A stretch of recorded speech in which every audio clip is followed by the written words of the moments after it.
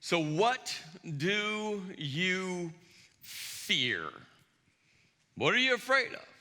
If you ask a five-year-old that question, the five-year-old would probably say, I'm scared of the dark, I'm scared of broccoli, I'm scared of the boogeyman, right? The five-year-old, we kind of know what a five-year-old would say. If you ask a senior in high school, what do you fear? What are you afraid of?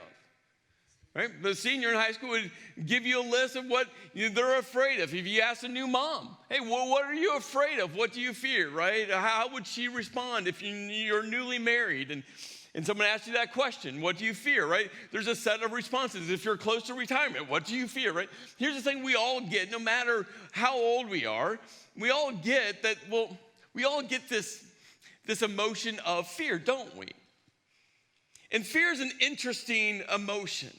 Now, fear, in the kind of the simplest of the clinical definitions of fear is something identifiable, right? That you can see in front of you that could cause you harm. And that just basic emotion has kept humanity alive for thousands and thousands of years, right? We all know that. This summer, I'm sitting on my back porch, which is elevated, and I hear this rumbling, and up over the back hill comes a bear. I was fearful. Why? I've watched videos on YouTube. Bears can climb. They're agile creatures, and this bear came over the hill. I'm sitting up on my porch looking down on that bear. That bear looked up to me, licked his chops, and was like, lunch. Right? Like, there's fear. I watched a video this week. A guy up in Alaska, and he had a camera that kind of looked over his backyard, and he was just walking out, taking his trash to this back shed. And you just see him. You see him walk out. He has his boots on. He makes his way to the shed. He opens his shed doors. He disappears into the shed to put his trash in trash cans. And as he was coming out, his back was to the camera. And right off to the edge of the camera, you saw this movement. And the guy starts to turn around as he's shutting the shed doors. And this massive bull moose is walking right towards him. And it was hilarious because he did one of these and went right back in the shed, right? Like, he didn't pause, right? He's like, I'm just not messing with that. And he stayed in there until that moose left, right? There's basic humanity that we all know, that feeling of fear. And fear is built into all of us. And again, it's kept people alive. It's that feeling when you stand on a bridge and you look over the bridge and you don't want to lean too far over. Why? Because you know that if you fall over, right, you would die, right? That fear has kept people alive. That fear is all part of our fight and flight response. And physically and emotionally, fear has an impact, right? When you face something scary, like that bear who looked at me and said, lunch, my heart raced. Blood vessels constricted, hyper-focused, right? My entire body went into this, okay. I got to make sure I get to safety, right? That keeps you safe. And that is just hardwired into all of us. But our fight and flight response when it comes to fear, which is identifiable, is only in short bursts. That's why it doesn't have a big impact.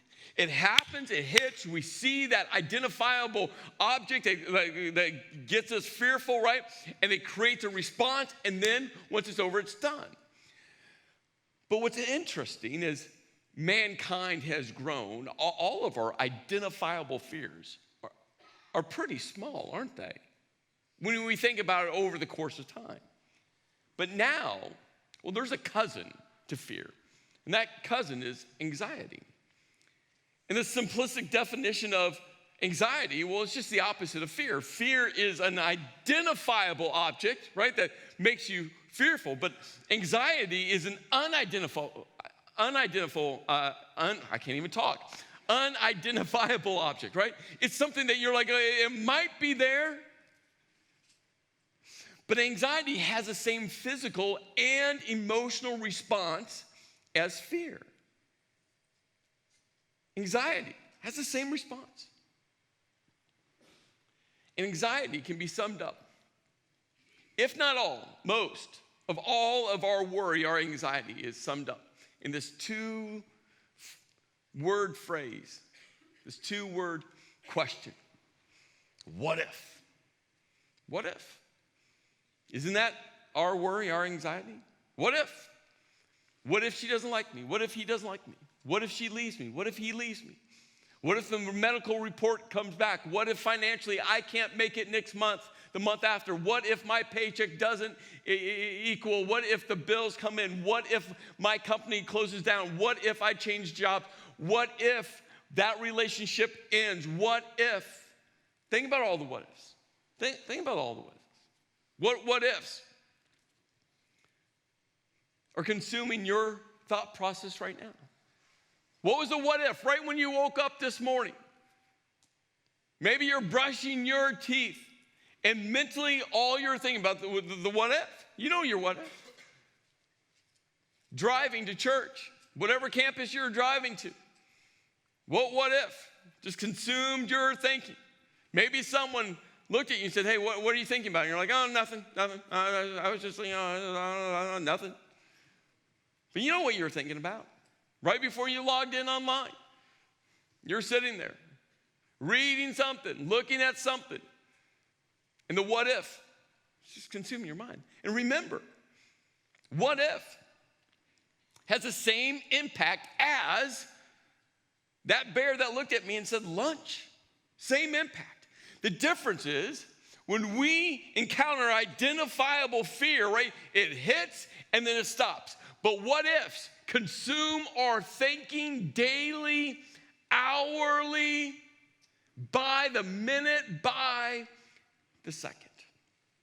And it's wreaking havoc in your life. It's wreaking havoc in my life.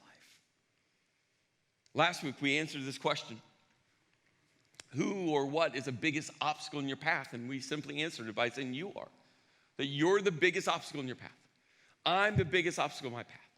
We as human beings, right, we like to blame everyone else. We are experts, right? We want to point the finger at everyone else. We just do. Maybe last week, right, you're like, okay, I know I am. And then quickly you just started pointing the finger at everyone else. Yeah, I know I am my biggest obstacle, but if she wasn't in my life, if he wasn't in my life, right, then I wouldn't be, right? It's so easy to do, but in all reality, we can't control anyone else. All we can do is control us.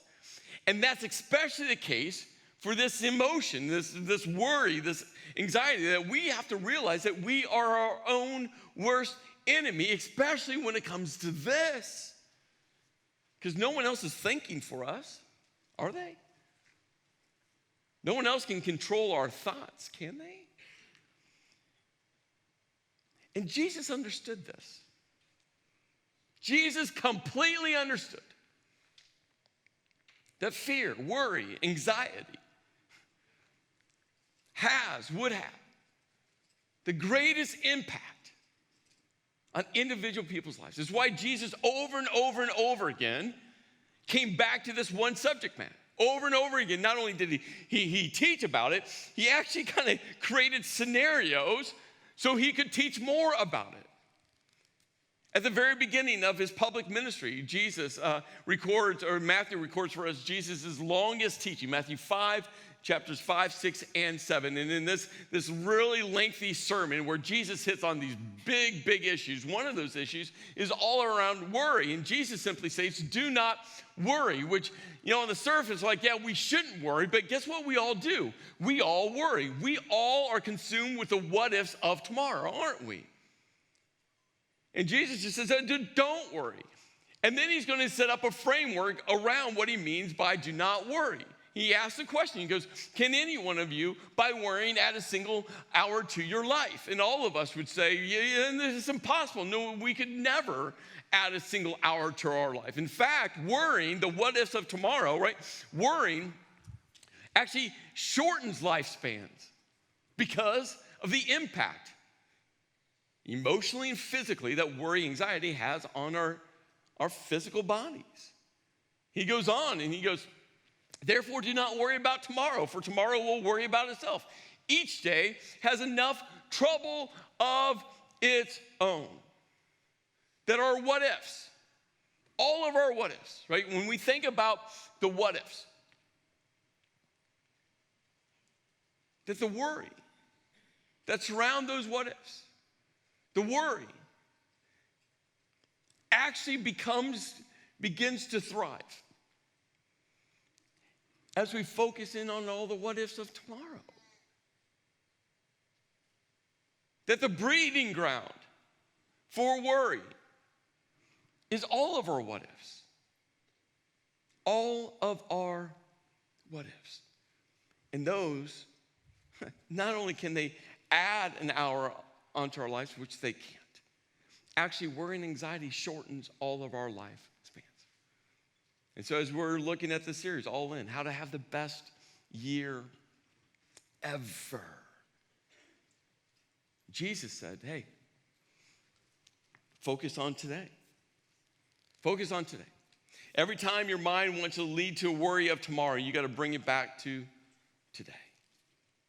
Every time your mind wants to think about the what ifs of the impact of tomorrow, the day after, the day after, the day after, the day after, Jesus kept on just saying, no. But today. You can worry about things today. The guardrails is today. Anything else beyond today, don't focus on. You got to keep it. You got to keep it honed and locked in for today. It's okay to worry if it's tethered to this day. And then guess what? Tomorrow, when you wake up, Jesus says, worry about that. But you can't worry about that until you wake up tomorrow. A short time after he had this teaching, Jesus and his 12 disciples, well, they got into a boat. And I think about this moment. It was the Sea of Galilee they were on. Sometimes they call the Sea of Galilee a lake.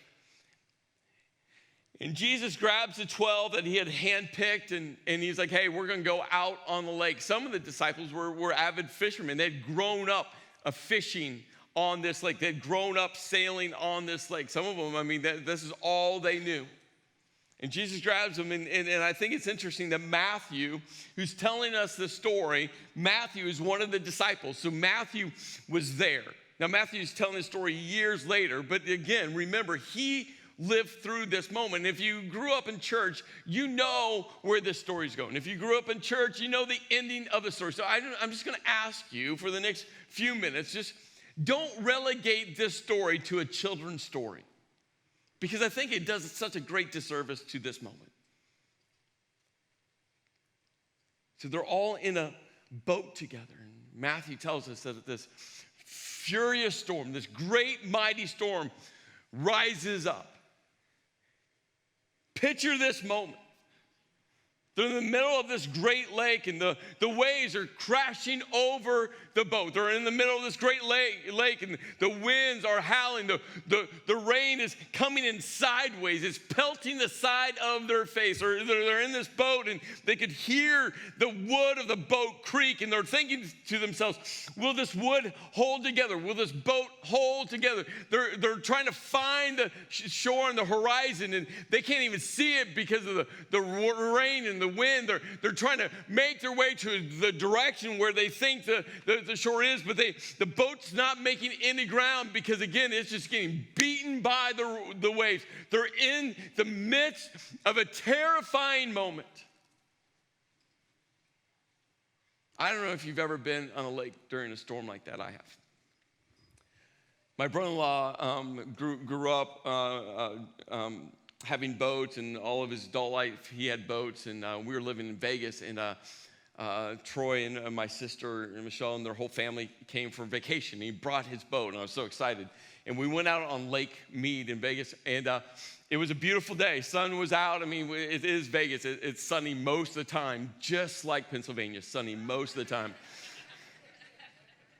And we were out on the lake, and all of a sudden, as Troy and I were talking, we were out there hours. Just enjoying the beautiful day. And we looked over the mountain ridge, and we could see the storm forming. And we both kind of thought it was just going to hug the mountain ridge, and it would just stay there, not come over. But we kept watching. We kept on watching, and all of a sudden, something shifted. It started coming with a fury, a force, and a pace. I saw my brother-in-law, he started to turn white, like every shade of white because he realized it was coming. The waves were kicking up, and his boat, I mean, it was a nice boat, but that lake, like this, the waves are crashing in. He's trying to get us positioned to go back into dock. He's trying to fight the waves. All of us, the kids, everyone were holding on. This boat is hitting the waves. You could hear the boat creak underneath the impact of the waves. And all of us had one thought: are we going to make it back to shore alive?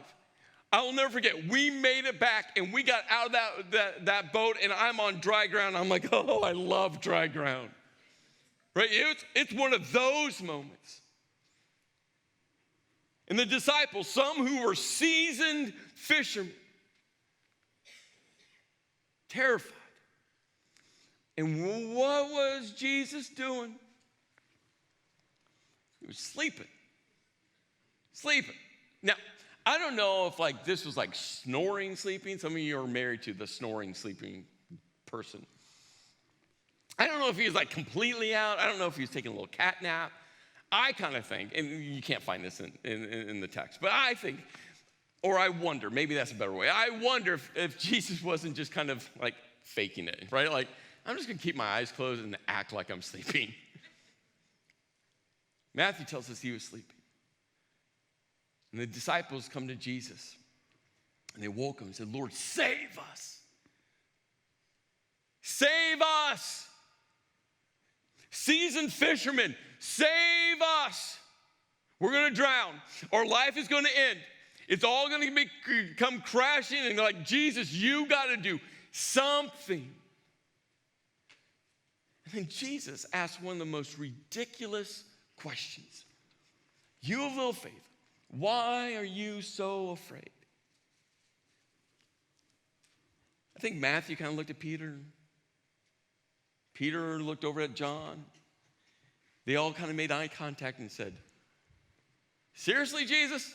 Look around you. You see the rain. Seriously, Jesus. Do you hear the boat creak? Seriously, Jesus. Can you see the shore? We can't see the shore. Jesus, we're soaking wet. Jesus, you're soaking wet. Why do you think we're afraid? Well, Jesus, just come up with a hypothesis right now. Help us out. Why do you think we're afraid? I think the disciples were beyond themselves going, seriously? And then Jesus got up, stood up, soaking wet. The waves still crashing into the side of the boat, crashing over the side of the boat. Jesus got up with the wind howling and the rain pelting him. And he rebuked the winds and the waves, and it was completely calm. I mean, the entire storm and lake. I mean, just whew. And the disciples were amazed and asked, what kind of man is this? Even the winds and the waves obey him. See, Peter, another one of the disciples who was there, he told this story. You find the story in the Gospel of Mark. A guy named John Mark actually wrote the Gospel of Mark. And what's so interesting is Peter, Peter told John what to write. He told the stories, and John wrote the story. And remember, again, Peter was there. And Peter tells the same story. And this is what Peter says. They were terrified and asked each other, who is this? Even the wind and the waves obey him. I mean, Matthew said that they were amazed. They were in awe. Peter goes, yeah, we were amazed, but we were also terrified. We were in awe, and part of that is we were terrified. And when you take this phrase, they were terrified, the literal translation of that phrase is they feared a great fear. Such a great phrase. They feared a great fear. So you got to tear that apart. What does that mean? Well, their fear of what? Their fear of what? Which was the storm, right? Was replaced by the fear of who? Jesus. They were in fear of the storm. It's why they woke Jesus up, thinking Jesus would maybe have a solution. And also when the storm died and the lake was calm, immediately they realized that they had to transfer their fear from the what to the who. That the presence of Jesus overshadowed the power of the storm. That Jesus' presence was a game changer. It was a game changer. A while later, Jesus gathered the disciples together, and he was going to send them out to start ministering and teaching and going into all of these different local communities. And he looked at the disciples, and he's preparing them to go out. And he goes, hey, it's going to be like sheep among wolves. And this is such a great, disgusting image, because they would all have known what it would have been like to walk upon a sheep or a herd of sheep where a pack of wolves would have encroached on and devoured the sheep, right? They knew this image. Red fur everywhere, a hoof here, another hoof there. Just barely the remnants of the sheep. Jesus is like, hey, so you know, when you go out, you're going to be like sheep amongst wolves. And I'm sure all of them were like, yay. He went on to say, hey, you're going to be persecuted because of me. You're going to be beaten because of me. People are going to hate you because of me. So thanks for signing up. And then, like, it couldn't get worse. And then Jesus starts to kind of turn this corner. He's going to say something very heavy, and then he's just going to breathe life. He says, do not be afraid. And they're all like, yeah, thanks a lot, Jesus. We're like sheep amongst wolves. Do not be afraid. Thank you. Do not be afraid of those who kill the body, but cannot kill the soul. And Jesus is like, hey, you're so concerned. You're so consumed. You're so focused on things on this earth. There's something eternal. And how much time do you spend on the eternal things from the earthly things? How much time do you think about something that's going to last forever compared to what is only going to be temporary? I mean, think about that for you. What about your what ifs? How many of your what ifs are tethered to eternity compared to what's tethered here? And if you're like me, 99.9999%, and let's just round up, are tethered temporal, not eternal. And Jesus is like, hey, your body can die. But the soul, rather be afraid of the one who can destroy both soul and body in hell. And again, this is like, whew, Jesus just jumped in the deep end of the pool. He's like, hey, how much time are you focused on eternity compared to how much time you focus on the earthly? And then Jesus said, you know these sparrows? And you sell them for like a penny? I mean, a penny 2,000 years ago, a penny today. We all get that image, right? I mean, some of you, a few of you, if you saw a penny on the ground, you'd pick it up. A few of you. All of you had a grandma that would pick up a penny up from the ground. Most of us, we see a penny, and it just depends on the day. You're like, I'm not sure. That's a whole lot of exercise to bend over and do a toe touch to get a penny. But we all know the value of a penny. And Jesus goes, hey, the sparrows, right? 2 sparrows are sold for a penny, meaning they're worthless. They're insignificant. Who cares about them? He goes, well, yet not one of them will fall to the ground outside of your Father's care. Like, God even knows what you think is worthless. God knows everything about that. What you think is insignificant, God knows everything about it. Then Jesus looks at his disciples and said, and the hair on your head, God has them numbered. Some of you, it's a lot easier for God to number the hairs lacking on your head. But Jesus is like, hey, God knows. Hair, insignificant. Hair's growing and falling out all the time. We don't even know. God, he knows. He goes, so don't be afraid. When you go out and the wolves are going to pounce on you like sheep, they're going to tear you apart, People are going to hate you. People are going to talk about you. People are going to despise you. People are going to try to do everything to come after you. Hey, disciples, when you go out, just know, don't be afraid. You're worth everything to God. Everything. That's why you have to go back to part 1, Ephesians chapter 2, verse 10, right? For you are God's workmanship. You are God's masterpiece. When you name Jesus the subject of your life, right? You're created brand new in Jesus. You're a blank canvas. You're a block of marble that God is going to start chiseling out for purpose, great works. Great works. Loving people by serving people to Jesus. She's like, you're worth everything. If a sparrow is worth everything to God, just think about your worth. Don't be afraid. Don't be afraid. A while later, Jesus is teaching to thousands and thousands of people. He's teaching, all of a sudden you realize the day's been long and the people are hungry. And Jesus is like, hey, we got to feed them. The disciples are like, Jesus, we can't feed them. There are thousands of people. And again, some of you were raised in the church and you've heard this story and you just relegate it to a kid's story, but it's so much more than a kid's story. The disciples were like, hey, send them home. And Jesus is like, no, we're not going to send them home. We're going to feed them. The disciples are like, that's stupid, Jesus. How are we going to feed them? Jesus is like, hey, watch me. All of a sudden, a boy with a lunch. And Jesus is like, that's all I need. And Matthew, who was there? Who was there? Peter, who was there? John, who were there? Right? Like, Matthew's telling this story. He's like, yeah. We were like, send them home, Jesus. Jesus is like, no. I got a boy's lunch. And then the disciples found themselves, right? Jesus is like, hey, this is enough food for everyone. And again, put yourself in this picture.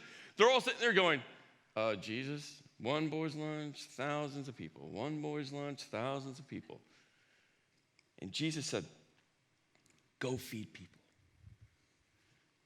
It's why whoing requires doing. It's why becoming who God has created you to be requires following, requires doing. Not sitting, not consuming, but moving your faith into action. I'm just telling you, you want your Christian faith to grow. It has to go into action. This is not Chris Trethewey's framework. I'm just telling you, Jesus created scenario after scenario after scenario to move people into action. It's why whoing requires doing. It's why the disciples stood there looking at Jesus going, Jesus is really this one boy's lunch. We haven't counted everyone, but there's thousands of people. And then all of a sudden Jesus said, go feed them. And guess what happened? They went and started feeding them. And I just imagine this moment. I mean, they're spreading out amongst the crowd, and they're feeding people, and they're looking down, and they know what they started with, and they're feeding people, and people are asking for seconds, and I'm like, we don't have enough. Okay, fine, take seconds, right? And all of a sudden, like, Matthew gets Peter's eye contact, right? And he's like, are you running out? No, I'm not running out. I'm not running out either. John, you running out? No, I'm not running out. Andrew, you running out? No, I'm not running out. No one's running out? We're not running out. Okay, we'll keep feeding people. Imagine when they get done, and now they have leftovers. And Jesus is like, yeah. I mean, the disciples had to be on this all-time spiritual high. I mean, they were part of the miracle. But what happens next? That's why we can't relegate this to a kid's story. At the end of the day, the sun is starting to set. Matthew tells us that Jesus made the disciples get into the boat. Made. Forced, coerced. Picture this moment. Jesus is like, hey, get in the boat, go on the other side of the lake. And they're all like, nope. Jesus is like, go get in the boat. And they're like, no, we're not going to, Jesus. Jesus is like, no, I want you in the boat. And all of them are like, no, Jesus, last time we were in the boat, the storm came up and you calmed the storm. We need you in the boat in case a storm comes up. And Jesus is like, no, just get in the boat. Promise us a storm won't come up. And I think Jesus is like, I'm not going to promise you anything. And then Jesus makes up an excuse. I don't know if you've ever seen this before. Jesus goes, I got to dismiss the crowd. And again, I think Matthew's like, I can do that for you, Jesus. Let me dismiss the crowd. Peter's like, we can all, Jesus, let us serve you, Jesus. We'll help you dismiss it. Jesus, you've taught all day. You're tired. We will love you by serving you. Well, you are Jesus, so not to Jesus. But wait, we're gonna dismiss the crowd. Then Jesus, after we all dismiss the crowd, then you can get in the boat with us. And Jesus is like, no, get in the boat. Now. So they got in the boat. And they started to row to the other side of the lake. And guess what happened? Another storm. Put yourself in that moment. They're like, it's why we wanted Jesus in the boat. It's why we need Jesus in the boat.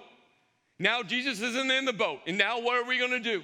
And all night long, Matthew tells us, they try to make their way to the shore. All night long, that storm crashed into that boat. They could hear the creaking of the wood all night long. The rain pelted the side of their face all night long. I mean, they are soaking wet, and they are terrified, and they're trying to get to shore, and they're not making any ground all night long. And the sun just started to come up. And Jesus went out to them, walking on the lake.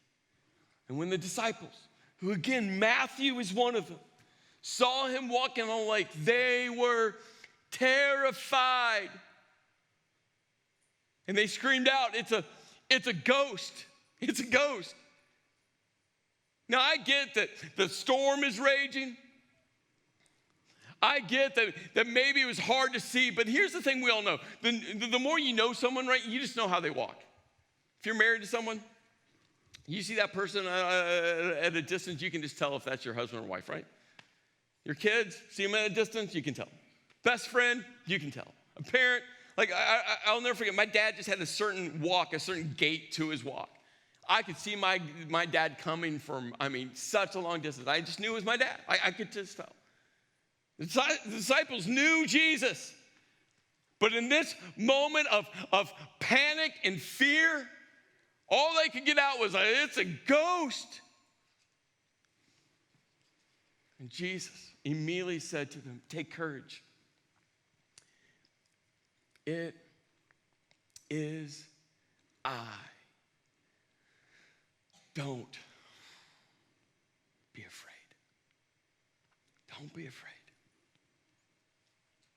You see, the presence of Jesus overshadows the power of any storm that you're in. That the presence of Jesus overcomes paralyzing fear, paralyzing anxiety, paralyzing worry. And it's why Jesus said, don't worry about tomorrow. Don't worry about tomorrow. What does that get you? The what ifs that are keeping you up at night, what does that get you?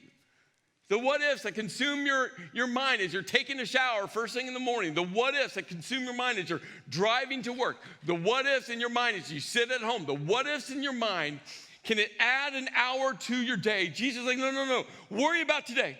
My presence is enough for you today. My courage is enough for you today. My strength is enough for you today. Keep focused on today. Tomorrow, we'll get to that tomorrow. And practically in my life, I do not get this right all the time. I'm just telling you, this is what I try to do. As soon as my mind goes through all the what ifs, I just say them out loud. There's power of saying these things out loud.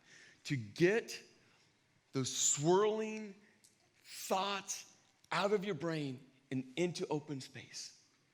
And I find myself saying, Jesus, I'm so consumed with this, and this is all about tomorrow. This is all about the things I can't control. This is all about the fear that it's not even real. And then I say, but Jesus, I know your presence is enough for me today.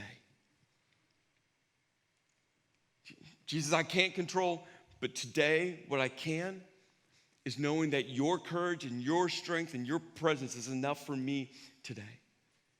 Every time my mind tries to swim in the deep, dark, murky pool of the what ifs that consume and sends my heart racing, my veins constricting, and my flight or fight response surging, it's like, Jesus, your promise is that your presence is enough for today. Today. Today. Today. It was Apostle Paul who's just pouring his life into a young leader named Timothy. Timothy that got tapped on the shoulder to go lead a church in the city of Ephesus, and they were dealing with wolves outside the church and wolves inside the church. It was devastating to Timothy, devastating to Paul, because the attacks were on Timothy and the attacks were on Paul. I mean, people were just coming at them, ruthlessly coming at them. And it was with this as a framework, as a backdrop, Paul writes to Timothy these famous words. Maybe you've seen these words on the Instagram post. Maybe you've seen these words hanging in someone's house. Maybe these are words you have memorized. But understanding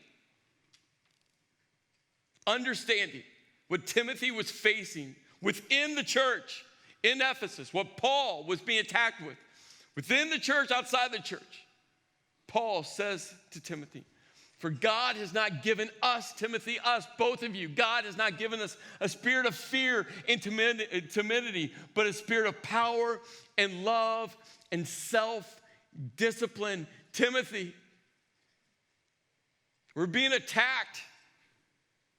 We're being consumed with the what-ifs of tomorrow, and God does not give us a spirit of fear. No. God gives us so much more. A spirit of love, a spirit of power, a spirit of self-discipline. Don't allow your what-ifs to thrive. Don't allow your what-ifs to thrive. Hold on that Jesus' presence for today is enough for you today. Don't